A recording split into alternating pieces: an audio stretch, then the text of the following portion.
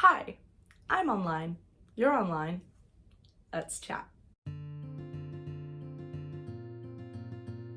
If you're new to my channel, welcome. If you've been to my previous video, you will know that we have looked at the brand Rouge just before this and looked at the lifestyle aspect of it, what the brand is trying to sell you, as well as looking at the actual quality of the clothes and the experience in store. It seems to be as if a lot of people are arguing that the brand is falling off and is actually not aspirational anymore. Now let's have a look at it and let's look at the main arguments that people have made online, my own thoughts about this, and where I think brands like Sezane are going to go in the near future. Now before we start looking at the brand here and now, let's have a little look back at where this brand came from. So the brand was created in 2013 by Morgane Césalory, which is where the name Sezane comes from her last name, and it was launched directly online where she sold shoes, bags, and ready-to-wear clothing. From the very start, everything that I could find about her is that she mentions in a lot of interviews the importance of solidarity and environmental friendly production. In this Grazia article that I found explicitly, she started off the brand as well with very much this idea that it was a slow fashion, conscious materials brand. Back in the day, I can actually remember there being very few items because of this entire philosophy around slow fashion and conscious production.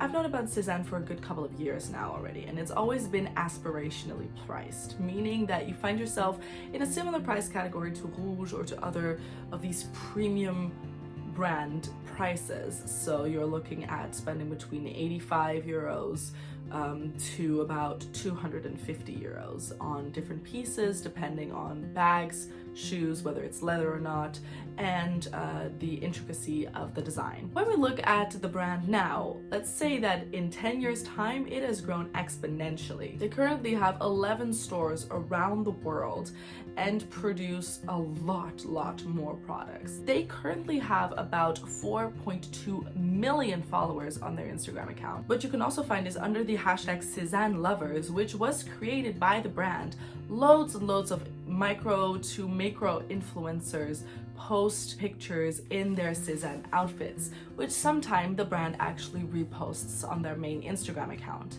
So what we can see is that they have really built around this French girl aesthetic. But why does it seem then, with a brand this established, that there is growing criticism or turning away from the brand? So one of the first accusations that was made against Sezane is the fact that they're not using as much natural materials anymore. So let's look at the website and actually go through some pieces in the collection, selected randomly, and look at the materials that they have. Under the eShop, if we go to dresses, the dresses page currently scrolls down to, I'm pretty sure, at least 100 items. Let's take this robe Rosella for 165 euros. We are looking at materials 100% silk. That's good. But let's take, for example, the dress Evelyn. Oh, Len Merino. Okay, so what I'm seeing is that the dresses are still very much produced in these natural materials. Yeah, let's look at the tops and t-shirts then. Let's start with tops because I have my personal beat with t-shirts. We'll get there in a second. But let's take the top Dixie. In terracotta for 100 euros, and you're getting 100 when you're getting 33% linen and 67% lyocell. Got it. As you can just see, we've just been going through the website, and so far I have not seen that many synthetic pieces. Everything that I've picked, at least from the new summer collection, had at least half of it or 1/3 of it be with natural materials. I have found some great examples of where it's not the case. For example, the chemise Anne.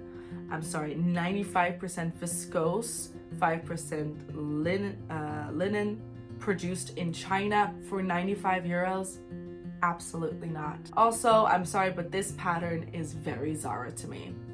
It's just yeah, and that's not a compliment. However, one argument that was also made online, the fact that it used to be slow fashion and it's clearly not, is absolutely true. I mean, when you go through the website and you see how many pieces they have, it is true that this is most definitely not produced in a slow fashion method anymore. I do see that a lot of the production still happens around Europe, Bulgaria or in Portugal, but I also see a lot of cases of Vietnam and Cambodia, which, as we know when looking in the media, are not necessarily known for their best treatment of their garment workers. Well, in that case, if it's not necessarily in the materials, because as we saw on the website, a lot of products are still produced with pretty good natural materials, where does it actually stem from? I have a theory, and it comes down to the branding of Sezane. Now, as we mentioned previously, Sezane is very much this brand rooted in this bohemian aesthetic. The idea of the linen pants, the wicker basket. Even in the winter months, what we see is some blue and white stripes, earth tones. We're looking at yellows, we're looking at browns, we're looking at a little bit of dark red, but not necessarily anything that you wouldn't find in nature. Plus, there is the very important added aspect of where this brand came from and the vision of it. The brand loyalty came from people believing in this slow fashion, eco-friendly, natural materials perception, and especially the fact that this was a French brand. It prided itself on having a French designer, the entire website being only available in French for a very long time.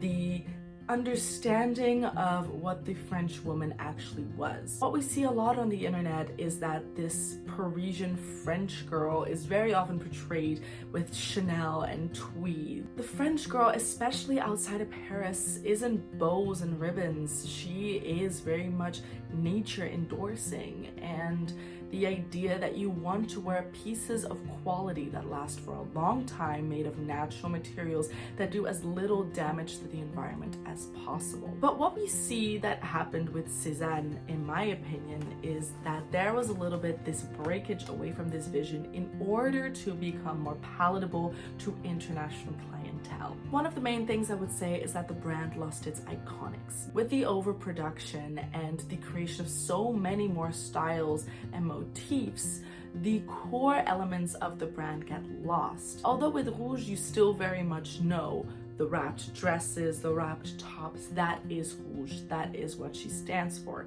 With Sezane, I'm not quite sure, which is awful to say, especially when you think that this brand was rooted in this one woman's vision, but it's not there anymore. Actually, I saw some pieces that I could argue are just glorified Zara at this point. Having a brand starting to produce so much more than it initially did is natural, unfortunately. In the business world, growth is always better, but it does mean that you not only lose your iconics, but you lose your unique selling point. In all, Sezane has just become another French brand, and not necessarily Sezane. Sezane, a couple of years ago, would never, ever have produced a gray t-shirt with très cliché written on it. Absolutely not. That has nothing to do with the brand. That has nothing to do with the aesthetic, nothing to do with the lifestyle that the brand sells.